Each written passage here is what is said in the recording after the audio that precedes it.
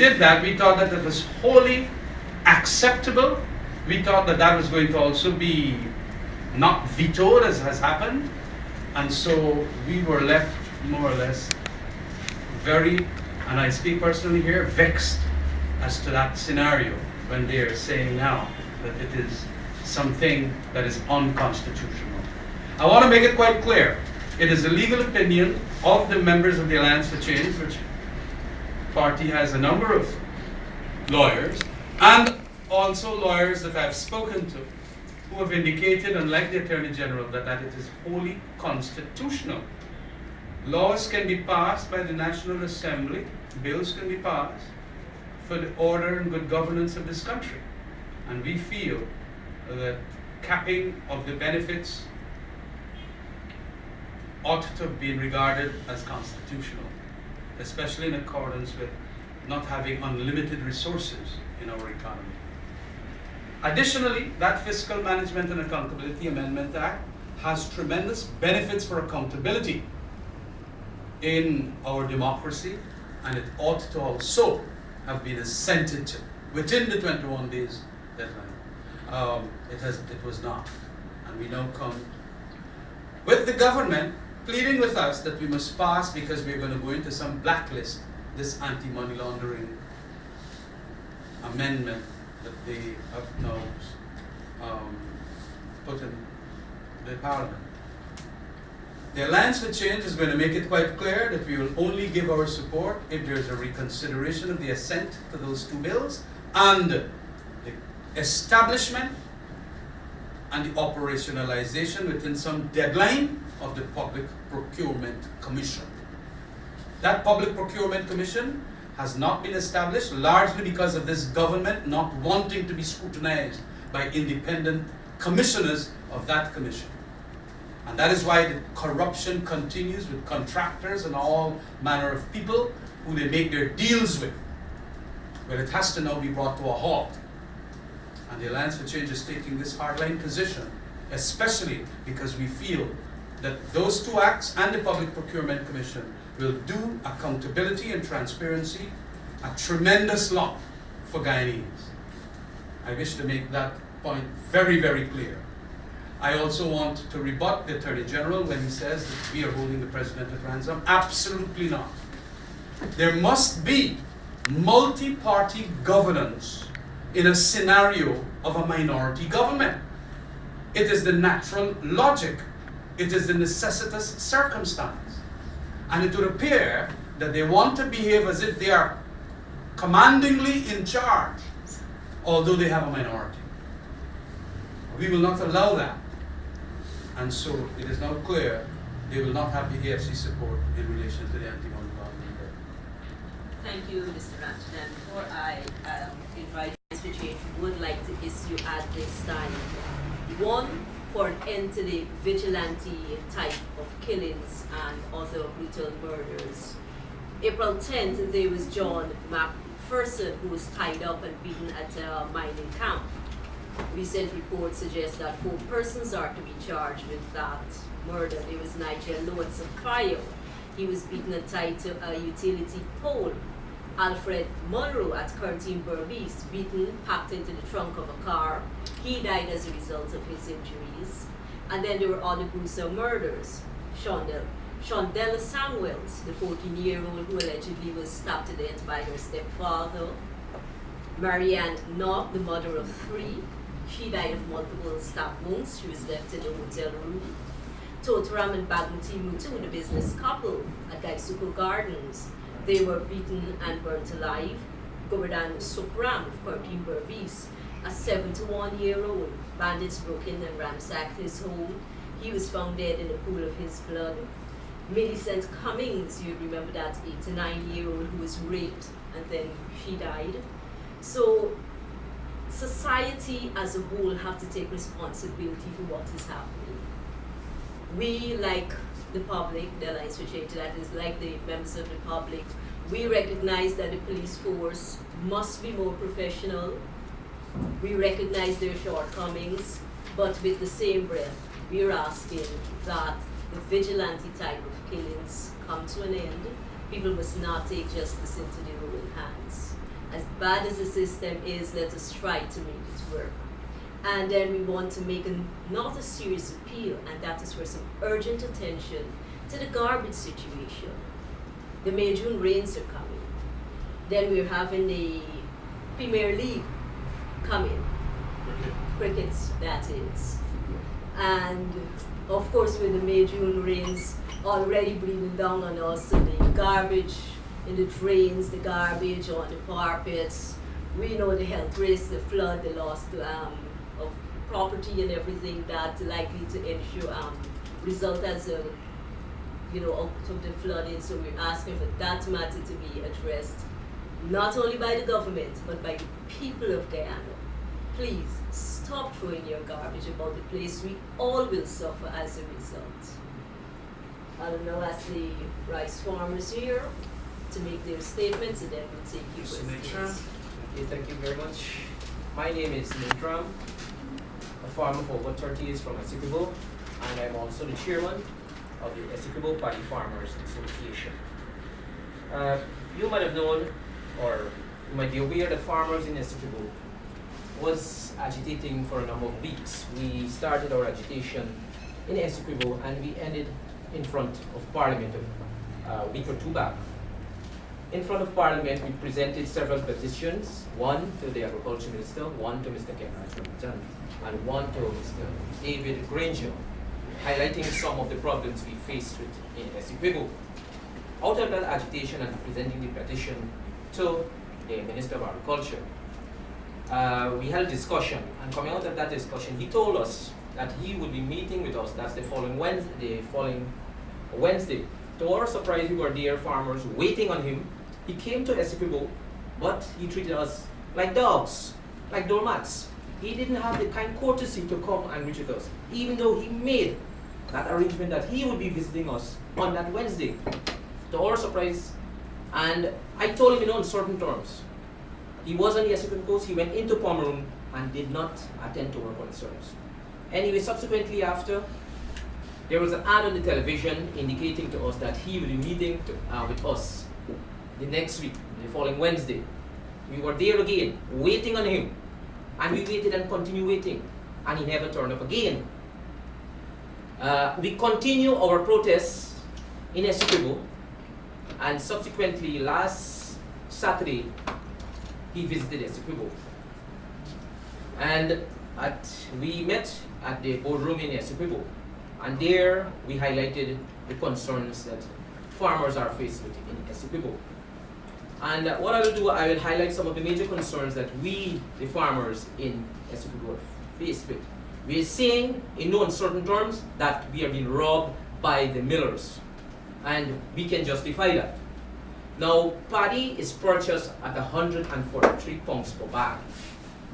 Now, what we find, the scenario now, what is happening, the millers are taking from the farmers 180 to 200 pounds of paddy per bag. They're taking an additional 20 to 40 pounds of paddy per bag, and they're not being paid for that. If your paddy is damaged, we are saying if you're going to take that 20 to 40 pounds, you must be paid the full price, because paddy is purchased at $4,000 per bag. But you cannot take our paddy, that extra weight, the 20 to 40 pounds, and give us $500,000 and these sort of things, right? Outside of that, we are saying that we need to look into the grading systems. The grading system as it is, the millers are not implementing the rules and regulation there for the grading system. What we find today that is happening, that you find the millers, they will take a sample, and I'll give you a breakdown how the grading process should go, so you will have a clear picture as to what is going on. Now, in grading your paddy, you have to take 5 samples from a trailer, a bulk trailer normally we use in Essequibo, 2 at the extreme corners and 1 in the middle. Having done that, you have to then clean that paddy, right? You have to get rid of the impurities, that's like the stems and so forth, you know, all impurities that is in the paddy. Having done that, then you take a dockage test, right? Then after that, you would go now to your moisture test. Then your paddy would be processed for grading. We are saying that is not done today. And we have proof to what we are seeing. This is not done. The millers, they take one sample, meaning one area of the trailer, they probe, and they use that. They don't clean the paddy before they grade it. And also, that's why you have, instead of a farmer getting 2 grades up, they're getting 2 grades down, right? If you do the right procedure, that would not happen. The farmers would have a fair deal. We are also agitating that the Factory Act need to be reviewed. Now, you and I know, any business person, you need to have working capital. We're saying that if you're a miller, you must have working capital. As a rice farmer, we spend over $650,000 for a 10-acre plot. We invest into it. We have to spend approximately 4.5 months, from 4 to 4.5 months before we could have harvested that crop. That money is put in there. Why, when we finish harvesting our crop, we cannot be paid properly? We have families to maintain. We have the bank to pay, where farmers take loan and these type of things. So we are saying the Factory Act need to be reviewed. Now, coming out also of that visit by the minister, a team the minister said he would set up an investigative team to come on Essequibo and investigate the problems that we are plagued with on the Essequibo coast. That team yesterday visited the Essequibo coast, and 2 of our representatives from the Essequibo Paddy Farmers Association was on that board, Tej Prasad and Alvin Jones. But they were not, from our understanding, these 2 gentlemen would highlight the concerns the farmers are faced with. But when the team came down there, it was totally different. They could not have a say in what was going on. The lawyer, in fact, Dr. Parmal was there, who had the team with another lawyer, and the quality control officer. They told these gentlemen plain that they cannot have any say. They were sent there, and they were sent there as observers. Now, we are the farmers who are faced with the problem. How you can send somebody who is not aware of our problem? How would they know the problems we are faced with? Unless we tell them the problem, they can't know our problems, right? But I would not venture too much into that. My brother will speak more on that issue. We also have a problem with the seed paddy in Essequibo that the RPA produces. We are saying that the seed paddy that they are now, those paddies that are now being sold to farmers is not of the quality it's supposed to be. In fact, this morning, we took a sample and we got the quality control officer to process the whole thing. And to our, it was surprising, that paddy, that sample had 14% damage, and they're selling that as seed paddy. That is sample grade, right? Anyway, we'll not continue. I'll hand you over to Brother Tej, who will continue. Thanks very much for that. That was pretty well done there, Gator. But when we went to the forest mill and they asked some question to the miller, it was something different than what we farmers know. Now, I am saying you can't put a cow doctor to do a heart surgery. I don't know in what field. I am not accusing Dr. Primal. I didn't know in what field he got a doctorate degree. And the lawyer, I even can't remember his name. I want to know how these 2 people can represent farmer accurately. Now, the next thing I bear in mind, how does the agriculture department can choose somebody who didn't have a clue over something to find solution to this problem? Now, when we went to the forest miller, he was saying a lot of things, and they are taking notes, and they are asking questions. But in everything they do and everything they say, it not met the requirement of what we request. Now, we never, now, the money that comes in from Venezuela in the rice industry for the paddy and rice, it is sufficient for the farmer and the miller. but we are protesting against unrighteousness. And because we are not having our fair share. Now, the money that comes in, even the process runs smoothly, and we sold one bag of paddy and only half na good, that the half bag of paddy money can enable a farmer to go back to the field.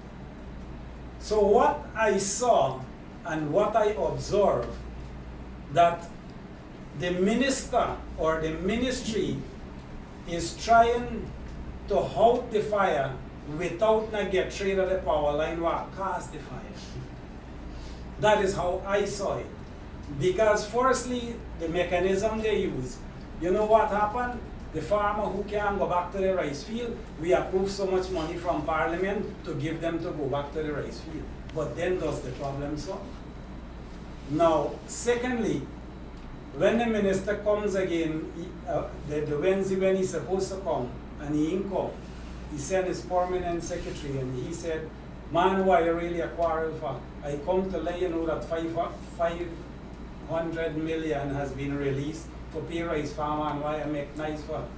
And farmer get angry with him, and then Mr. Siraj start a lot of things on the TV, on the Escribo channel, how these farmers are politicians and how they want to get good price and them mind cow and donkey at the back dam and drive higher car and they got time to look them rice, and how RP pays $5,000 a bag for paddy. Now, I count myself to be one of the good rice farmers. And my paddy get up to 9% damage, which is good to some people, but it's bad to me. So we decide to run something. The infestation of the bug was very serious in the latter part of the crop. So when we took the paddy that purchased by the farmer from the RPA bond that they sold for maybe 6,005, and they purchased the paddy for 5,000. This morning we had to make a big scene before we get the quality control officer to shell the paddy. Now they found it 14% or 13% damage. Now that paddy has been paid by the miller just over $2,000 per bag. Now when you put the paddy in your field, this crop we not get money because of the infestation of the bug.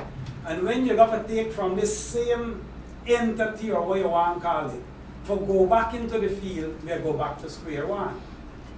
Now, the two investigators they sent, they asked some question which it makes sense to me as a rice farmer.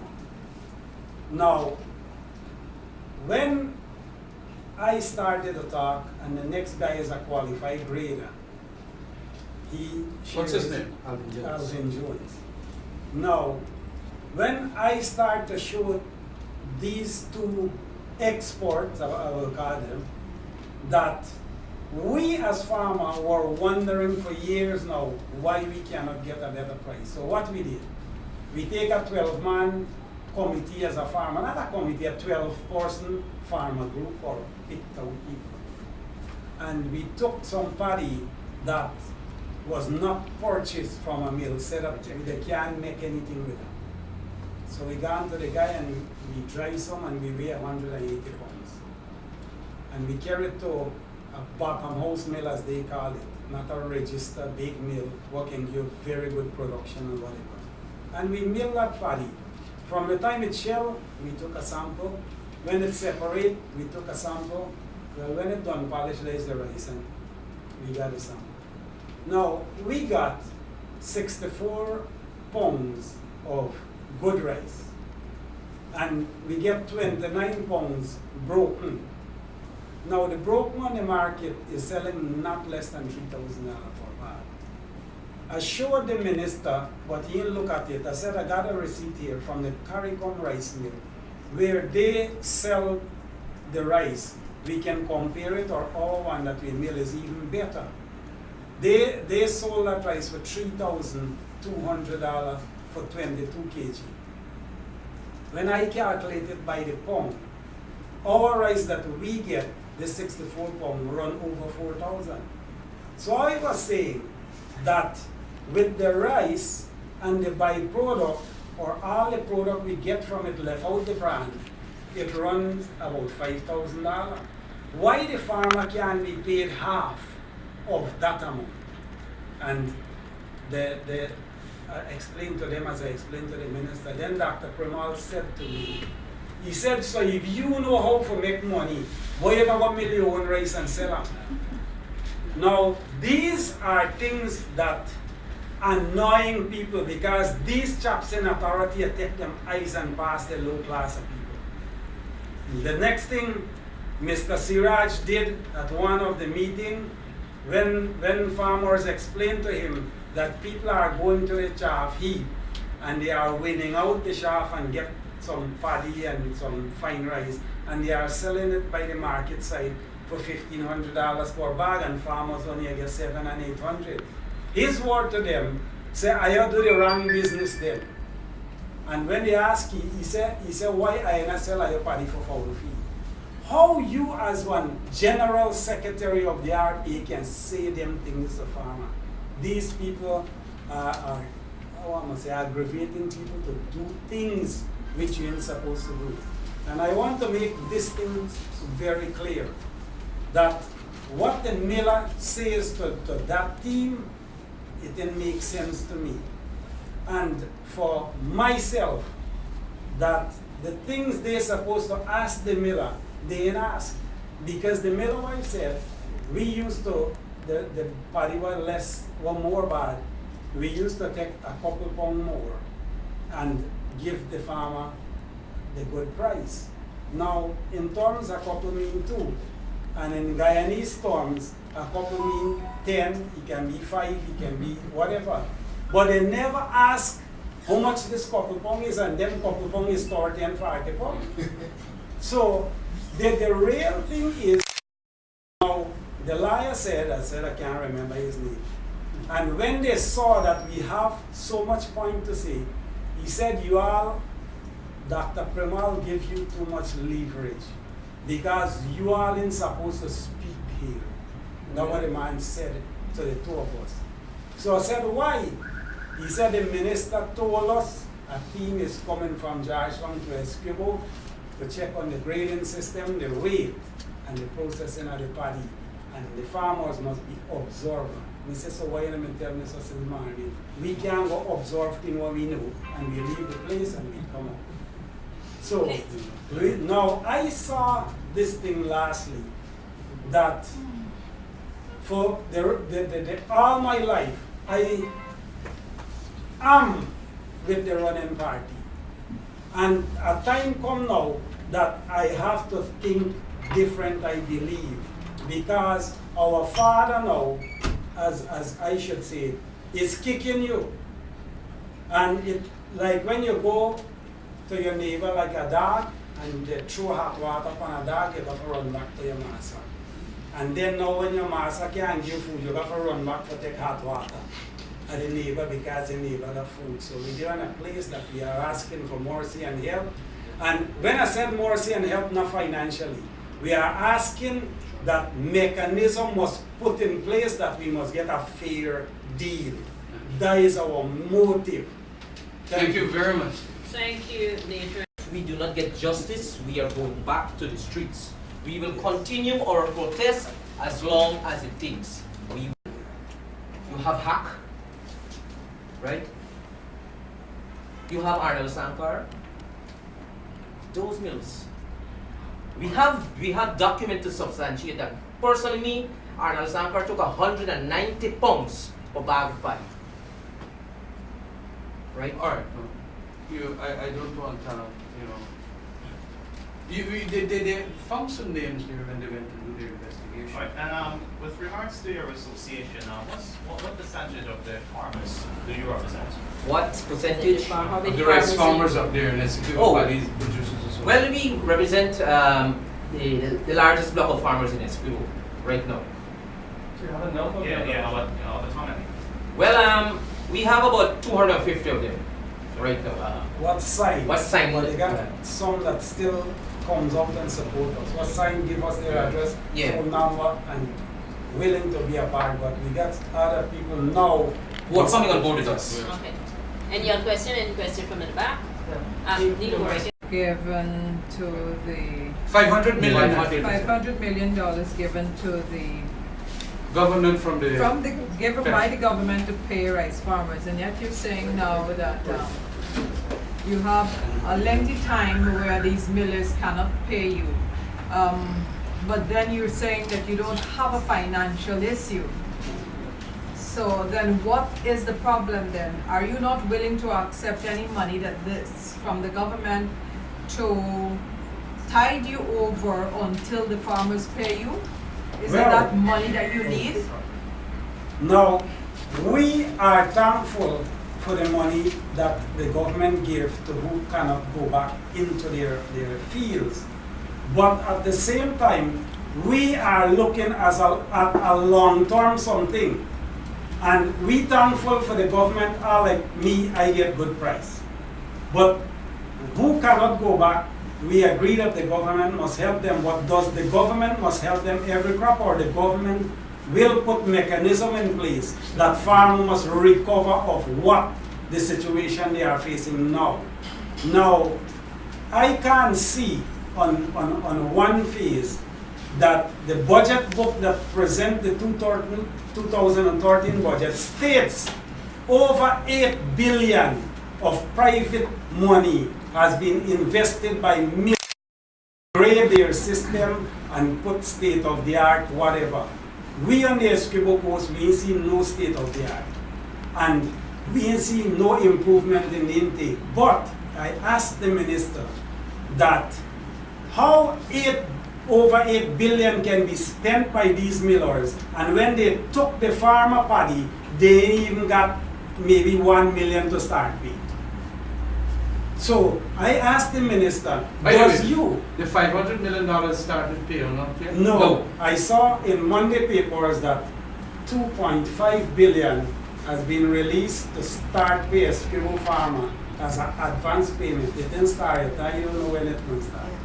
Okay. Any other questions from the back? Over this way. I just want to touch on the garbage issue. Yes, go right ahead. The AFC as a parliamentary party has also agreed to that resolution to keep Georgetown or make Georgetown Restoration Program. What can the party do now apart from just urging citizens to not dump irresponsibly, given that apart from all of the dumping irresponsibly, there's also quite a large number of the canal or the drainage system either being overgrown, filled up with bottles and boxes. Can the AFC use its voice in Parliament to have that same environmental tax collected from all the beverage people be handed to the city to assist in the cleaning? Because we have made that point, Julia, on many occasions. For ages. We have made that point on several occasions, that the environmental tax collected thus far, which constitute $840 million in the budget under the line item revenues, is not going towards any specific environmental task. And that money we will support, and I'm absolutely certain APNU will support it, that it goes towards the, what you call the sustained digging of trenches and cleaning of concrete back alleys and so on in and around the city. And so that we can have a cleaner city, especially for the cricket coming up, and especially for our hygienic condition in the city. But we don't see that happening. Rather, we see now they're asking for changes to that environmental tax and a number of other things. And it's only when we see the upsurge of flooding as a result of waves overtaking the seawalls, then we notice emergency works being done. And for every emergency work, we have noticed by our analysis, contractors charge more because it's an emergency work. So it appears they wait until it's an emergency and then they gotta pay these contractors almost double to go quick mobilize and do this and whatever. So that is, again, probably a kind of a corruption. But when the time is dry, when the weather is dry Preventative. and yeah, to do preventative sustained canal digging and draining and all that, they don't. But we are going to support it. Whatever the moves are, whatever the options are. Sorry, Ryan, could I ask you about your work on the special select committee on the MLFTA, I think the money laundering? Yeah.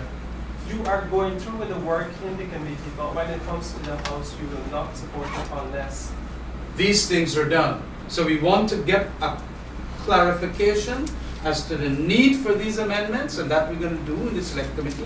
We are asking questions. We are getting the whole history of it. We are also getting the multi-task force recommendations, and we have now gotten all of that. But even when it comes, it is the Alliance for Change position that unless certain other things are done, we're not going to support it. have you written somebody formally to I have about it? indicated, as I said, to the chairman of the committee that at least that was in relation to the bills being passed, but we are adding now the procurement commission to that what we call a kind of a quid pro quo. It must be done because we feel that we are entitled to the Public Procurement Commission long even before this AMLT came into being. We are entitled to that. Mr. Ramjitan, could you give us an update on the money laundering bill and probably negotiations to have that bill passed within the time of the Columbia meeting? Well, it doesn't appear that it's going to pass that Columbia meeting deadline. What we feel, we are now making it very public. I made it inside of the select committee the other day, that our support will be conditional on this outrageous attitude of the president, that he's not going to send to our bills. We had indicated that publicly too, that we're going to probably consider the position. We have considered the position now. And we are saying, you want your AMLT? Ensure that the procurement commission is established, and let's proceed from there in relation to that to get it operationalized, and also start reconsidering the assent to those two bills that was outrageously regarded as unconstitutional. So it's the Alzheimer. Sir, could you say what's the position from the APN? Is there any support for your position? I think that question will be better directed to Mr. Granger and his team. I know, but if they... I rather suspect that they are going to support it too. Okay.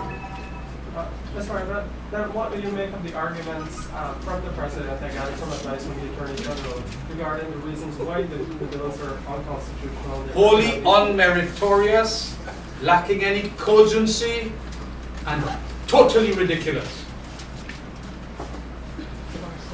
Mr. Ramjitan, still on the bill, Here. APN you had earlier stated that they are in legal action. Do you support? Say that again. No, the extension of the bills. The APN you had earlier stated that they are in legal action. Do you support that?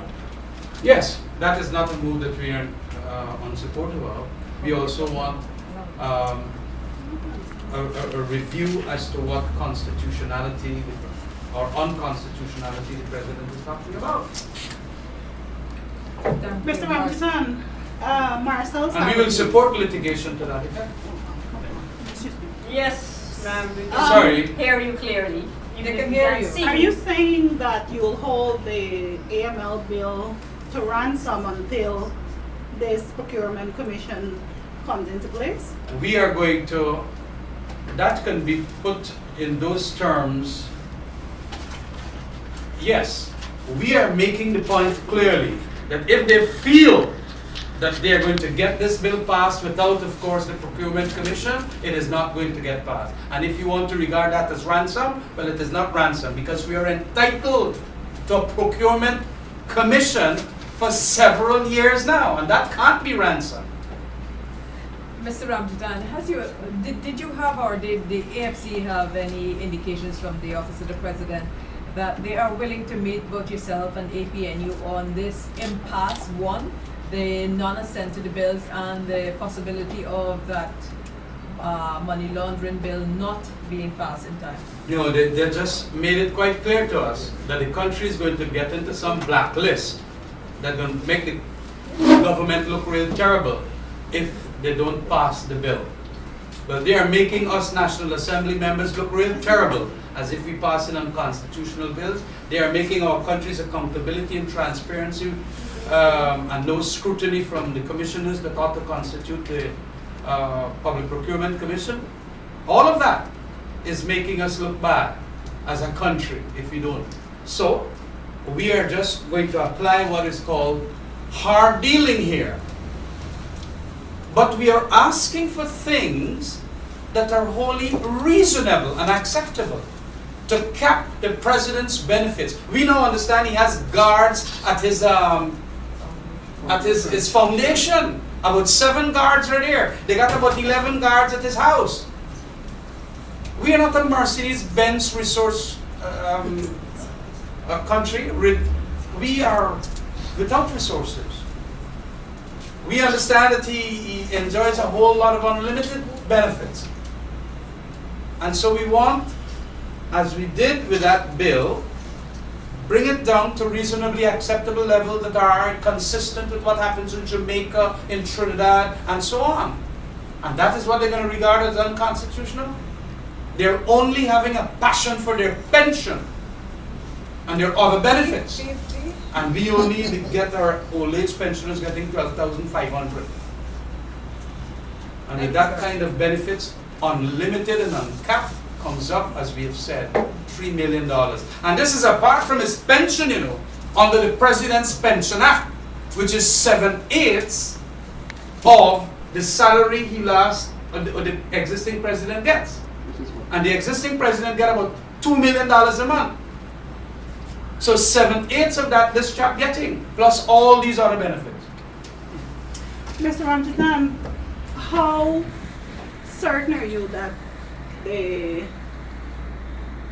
benefits that you said that he's getting, these additional guards and all of that, comes on the same monies that you're talking about? No, those benefits, those other benefits.